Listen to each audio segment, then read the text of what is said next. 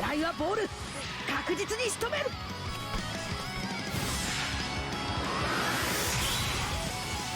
どんなシュートでも防いでみせる。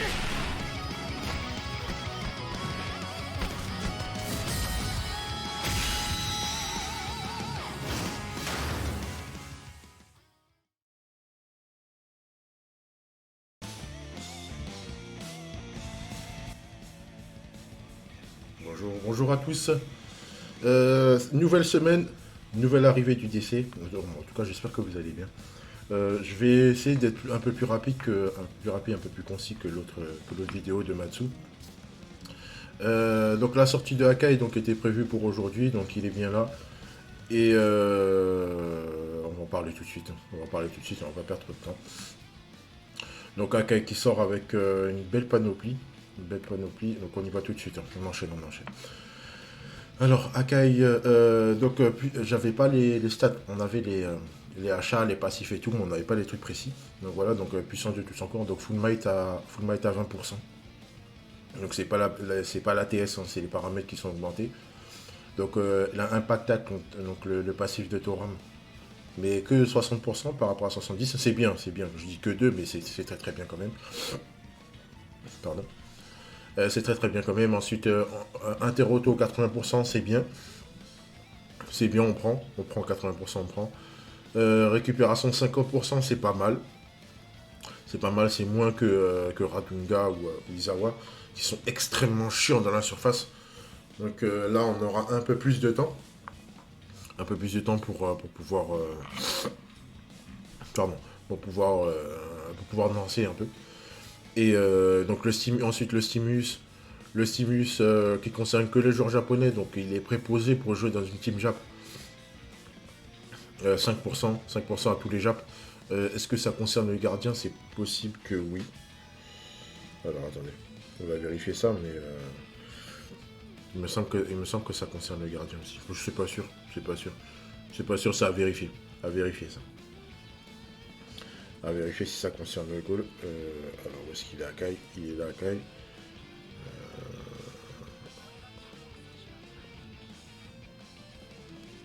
Est-ce que ça dit si ça concerne le gardien? Ah, ça dit que jour Jap. Donc ça à voir. Donc ma fiche est bonne, donc pas de souci.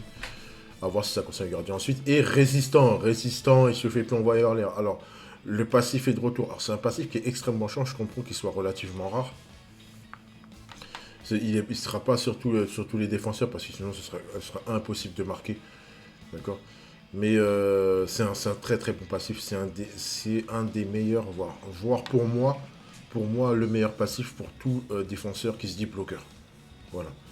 C'est très bien. C'est extrêmement chiant. C'est pénible. En fait. Même si le mec il a un de bloc, un de tacle, un d'inter. En fait tu veux pas l'avoir sur ton chemin quoi. Parce que sinon ça ruine ton tir. Et tu marques pas. Et là, à l'heure actuelle, où avec les stimulus, les hotlines et tout, et les stats augmentées avec les persos plots, etc., le moindre truc, c'est mort en fait. Ça anéantit ton tir. Il n'y a plus de, comme à une certaine époque, les buts time attack et tout. Voilà. C'est pénible. C'est vraiment pénible. Alors, on va parler. Alors, je vais détailler un peu sur ce point-là. Alors, les avantages d'Akai, bon, il a un super kit. Il a un super kit de défenseur qui se veut être défenseur central. Donc, impact au niveau du tacle, oui, c'est bien. Ça aurait été marrant au niveau du contre. Mais bon, voilà. Impact tacle, c'est très bien. Donc, il va récupérer le ballon, il va te sonner pendant un moment. C'est très, très bien. C'est un nouveau passif qui est apparu. Franchement, c'est nickel. Inter-auto, inter-contre. Défenseur central, c'est très bien. Récupération, 50%. C'est pas beaucoup, hein, mais c'est quand même bien. Il revient relativement vite. Pas aussi vite que Izawa ou Radunga, mais il revient relativement vite, c'est pas mal. Le stimulus pour les joueurs japonais, c'est bien. Bon, c'est pas top pour lui, je vais vous dire pourquoi. Mais c'est ce qui me dérange un peu. Le stimulus joueur jap, il va me déranger un petit peu. Et le résistant, voilà, résistant extraordinaire. Même si avec en fait, ça c'est le passif parfait contre les attaquants qui sont tireurs de surface. Donc les mecs, dès qu'ils arrivent dans la surface, boum, ils déclenchent. C'est Akai, il est sur le chemin, c'est mort. Donc il va falloir jouer autrement pour pas l'avoir sur le chemin si vous tirez. Sauf s'il est collé au goal. S'il est collé au goal, c'est bien. Mais à ce moment-là, il va falloir gérer. Il va falloir gérer, pardon, tout ce qui est placement avec le joueur, défense manuelle, tout ça, pour bien le mettre sur le chemin et pas le mettre collé au goal. À ce moment-là, il passera derrière et vous l'aurez pas sur le chemin. Voilà. Alors, son souci, bon, c'est pas réellement un souci à l'heure actuelle, mais ça pourra l'être aussi par la suite. Il n'a pas d'anti-scellement, donc vous serez obligé de doubler toutes ses TS. C'est obligé de doubler toutes ses TS. Alors, la chance qu'il a, mise à part l'interception, c'est que son deuxième tacle, ça va, il n'est pas aussi loin que le premier. Donc vous voyez hein, sur les TS, il a 530 en TS de tacle la moins forte, et la plus haute, elle est à 536. Ça va, c'est pas la mort. C'est pas la mort. L'interception, par contre, elle est c'est un peu, enfin, pas chaotique, mais c'est un peu compliqué. Mais ça peut faire, je pense que ça pourrait faire le taf, je pense. Mais comme à l'heure actuelle, il y a très très peu de défenseurs, de milieux offensifs qui sont joués, et j'ai bien dit qu'ils sont joués régulièrement. On va pas parler du Matsu ou du Roberto, parce qu'ils sont plus préposés pour être des pros, et avec le niveau Matsu, là, c'est mort. Voilà. Ça va, c'est pas trop grave. Ça peut l'être par la suite, mais pour le moment, c'est pas trop grave. C'est pas trop pénalisant. Voilà. Et malheureusement, son gros point faible, c'est qu'il a des stats horribles. C'est abusé. Moi, je l'ai vu ce matin, j'ai refait 3 fois l'affiche. J'y ai pas cru. Je me suis dit, non, j'ai dû me tromper et tout. Mais en fait, oui. Oui, voilà. Alors, ça va pas vous parler tout de suite. Je vais vous montrer les stats, voilà. Les stats, alors. N'oubliez pas qu'il est full might, donc ça veut dire qu'à son premier tacle, il n'a pas la réduction de stam. Son premier tacle, s'il tombe sur un Ino, bon, Ino, il n'aura pas trop le chercher vu qu'il est bleu, mais bon, on sait jamais. Sur un Ino, sur un... les tueurs de stam, là, il y a qui comme tueur de stam là? Enfin bref, surtout les tueurs de stam, ça va être compliqué. Son deuxième tacle, il risque d'être bien en dessous de ce qu'il y a de les stats qui sont affichés à l'écran, là, d'accord? Donc là, quand on voit ça, on peut se dire c'est pas trop mauvais. Il a 111 000 et 110 000 en tacle inter et contre. 108 000, on va arrondir à 110, hein, on va être gentil. Oubliez la relance avec lui. Il faut pas relancer avec le joueur, c'est un défenseur central. Après, Aka, il a jamais été trop doué pour les relances. Donc dès que vous avez le ballon, dès que vous récupérez le ballon, boum, vous passez derrière, vous passez devant, voilà, faites quelque chose et vous donnez immédiatement le ballon à quelqu'un qui peut relancer. Ça sert à rien d'essayer de passer par-dessus les gens. Vous passerez pas. Faut oublier. C'est mort. Voilà. En plus, il est fort probable que... Non, vous passez peut-être aller par-dessus les attaquants plots. Mais ceux qui ont un peu de stats, hein, c'est compliqué. Voilà, il faudra voir par rapport à la différence couleur. Après, les attaquants rouges, il n'y en a pas beaucoup. Hein. Margus, vous passerez sûrement par-dessus avec son full body. Ino, il y a des chances, mais c'est pas sûr. Mais Margus, c'est sûr que vous passez au-dessus. Voilà, après, voilà quoi. Il n'est pas préposé pour la relance. Donc, faut oublier la position MD. Faut vraiment se concentrer, focus sur la défense centrale. Il est là que pour ça. Son passif résistant, c'est son gros point fort. Il n'aurait pas eu résistant, je pense que j'aurais pas fait la vidéo. Je vous le dis, je l'aurais pas fait. Je l'aurais pas fait parce que c'est abusé. C'est trop par rapport à un SDC. En fait, j'ai eu une discussion avec Adri hier à ce propos-là. Et en fait, on avait eu un aperçu des stats et j'y ai absolument pas cru. Je me suis dit, c'est pas possible. Pour un super Dreamco qui est quand même le summum en matière de sortie de personnages sur Captain Tsubasa Dream Team, tu peux pas me faire croire qu'il est en dessous de certains autres persos. Je vous le montre, hein, comme ça vous allez comprendre. Voilà le comparatif. Et en dessous de certains persos, c'est pas possible. Mais en fait, si. Voilà. Vous voyez,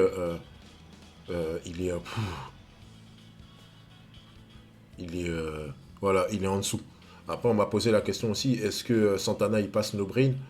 Non, il passera pas no brain. Il va quand même récupérer le ballon. Parce que Santana, il a 633 000 en dribble. Je pars toujours à 77, hein, vous inquiétez pas. Il a 633 000 en dribble. Et en physique, je parle. En physique, pas en truc. Attends, je me suis pas trompé. Oui, bien en physique. Hein. C'est bien en physique. Hein. Bien en physique. Et en attaque, bah tiens, je vais vous le dire tout de suite. Comme ça, vous allez pouvoir voir. Et en attaque, Et en attaque, il est à 644 000. Donc s'il est en attaque, il y a des fortes chances qu'il passe en no-brain. S'il est en physique, peut-être pas. Peut-être pas. 10K, ça peut peut-être faire la différence. Et encore, il faut son meilleur attaque. Ça veut dire qu'il va vous falloir Shingo aussi sur le terrain. S'il n'y a pas Shingo, il va peut-être descendre en dessous. Peut-être aller 687 par là, je pense. Mais 687 par rapport à 633 000, c'est compliqué. Donc si vous voyez qu'il n'y a pas Akai sur le, s'il n'y a pas qu'il n'y a pas Shingo sur le terrain, avec Santana, ouais, je pense que vous pouvez y aller. Et en drip, c'est possible que ça passe. C'est possible. Je dis bien c'est possible. Ça doit peut-être se jouer à 50-50. Mais en tout cas, si vous mettez un stimulus, une hotline, là, les stimulus hotline actuels, c'est du 8%, il passera. Santana passera. Voilà. Voilà, pour moi, je vous le dis, hein, il passera. Voilà, donc c'est dommage. Après, donc, je vous ai mis Akai. Akai qui... pas Akai. Izawa, pardon. Merci. Izawa qui est un bon défenseur, mais qui est en passe de disparaître. Parce que, en fait, il se fait no-brain par Yuga. Et en matière de... En lui mettant quelques stimulus, en le boostant un peu, Santana, il le passe aussi. Donc c'est compliqué. C'est compliqué pour... ça commence à être compliqué pour Akai. Donc je vous l'ai mis parce que, en fait, vous voyez un peu la comparaison. Quand je vous dis que, voilà, que Akai, il est vraiment en dessous d'un top défenseur comme Gentile. J'ai mis Gentile parce que c'est le plus gros défenseur actuellement. C'est très très très décevant. Pour moi, c'est décevant. C'est décevant. Là, qui me diront, ouais, mais il a quand même des stats. Non, pour moi, c'est décevant. C'est un super Dreamco. C'est pas normal qu'il soit vraiment en dessous. Donc, en fait, comme je vous l'ai dit, ce qui rattrape son truc, c'est il a un très bon kit défenseur, oui, et il a surtout résistant. Donc, c'est le résistant qui va faire le travail. Sinon, en fait, voilà, si vous avez un Santana qui est bien boosté, donc avec un Léo et un Roberto, donc il n'y a pas beaucoup de gens qui font ça, mais bon, si vous voulez forcer le truc en prolongation par exemple, vous mettez les deux, vous le foutez une autre line, vous foncez sur Akai et vous passez. Voilà. Sauf si vous avez un Akai qui est super boosté, les compos de l'enfer avec le Mizugi bleu là, le Mizugi bleu qui donne 5% au Jap, Roberto, plus quelqu'un d'autre encore. Voilà, ça c'est les gens très mauvais ça. Les gens très mauvais qui font des choses comme ça, ouais, vous passerez pas en no-brain, ça va être un peu compliqué. Mais par contre, je tiens à dire un truc, juste que pour vous fassiez une idée, Akai à 86% est encore en dessous de Gentile. Je vous le dis, hein, il est encore en dessous de Gentile. Donc vous prenez pas la tête à vous dire oui, nanana, non, il est encore en dessous. Voilà. Donc ça vous laisse une idée de comment vous allez pouvoir jouer avec Akai. Dites-vous que ça va être... Si vous voyez que vous avez un attaquant qui arrive sur vous et qui est boosté, bien boosté, ça va être compliqué. Ça va être compliqué pour lui. Mais avec une bonne compo Jap, je m'éternise. J'avais dit que je parlais pas beaucoup, mais je m'éternise. Mais je pense avec une bonne compo Jap, avec Matsu, du boost Jap, voilà. Matsu avec l'assistance. Il y a des chances pour que ça va. Vous lui mettiez largement la casse. En jouant très bas pour récupérer le ballon et passer. Mais ça risque d'être compliqué. Voilà, ça risque d'être compliqué. Ensuite, alors je vous ai fait un deuxième compas qui va pas spécialement parler parce qui va un peu à l'encontre de ce que j'ai dit. Parce que, comme je vous ai dit, pour moi, Akai, il est préposé pour être défenseur central et pas MD. Mais pour les gens complètement fous qui veulent s'amuser à faire du MD, voilà. Donc, je vous ai mis des vies. Voilà. En matière d'interception, il est un peu proche. Il est un peu proche de ce que Davy peut proposer. Mais en matière de tacle, voilà, il est au-dessus. Il est au-dessus et à mon avis, je pense qu'il sera quasiment toujours au-dessus. Parce qu'il ne faut pas oublier que le full might d'Akai, c'est 20%. Donc il y a pas mal de différence entre la fin et le début. Voilà, donc ça remplacera pas Davy en milieu de terrain pour moi. Pour moi, parce que voilà, Davy, il a de la relance. Même s'il est en full body. Il a quand même de la relance. Il peut prendre des duels offensifs, ça va, ça passe. Akai, c'est même pas la peine. N'essayez pas, pitié, faites pas ça. Vous jetez pas dans la gueule du loup. Voilà.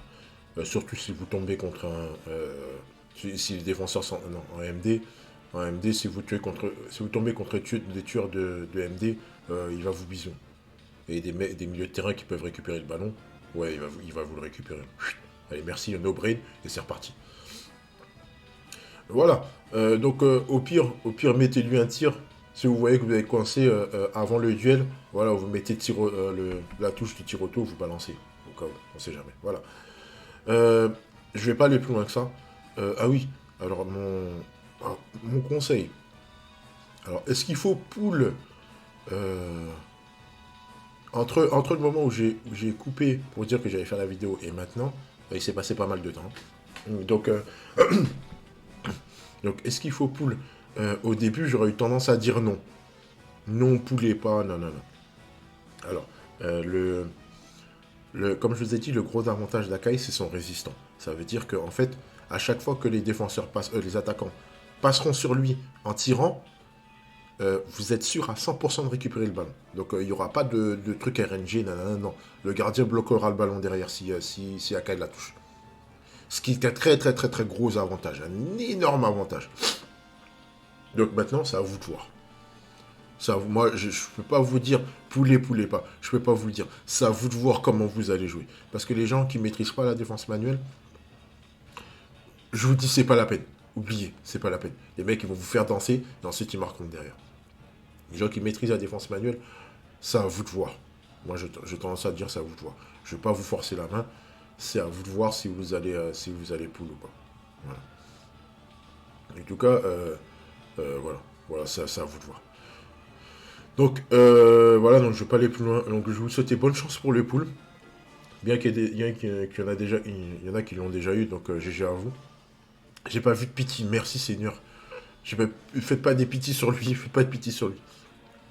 Je pense pas que ça vaille le coup d'aller en pitié pour lui. Sauf si vous le jugez vraiment indispensable, sauf si vous jouez Jap. Si vous jouez Jap, le Simulus plus résistant, oui, ça peut être intéressant. Ça peut être intéressant. Donc voilà, donc bonne chance à vous. Si vous jouez Jap, oui, allez-y, vous pouvez y aller. Pity, il est pas, c'est pas un game breaker. Ouais, la question est-ce que c'est un game breaker? Non. C'est pas un game breaker, mais c'est un perso qui, si vous le jouez bien, peut être très très très chiant. En fait, peut être très chiant. Très chiant.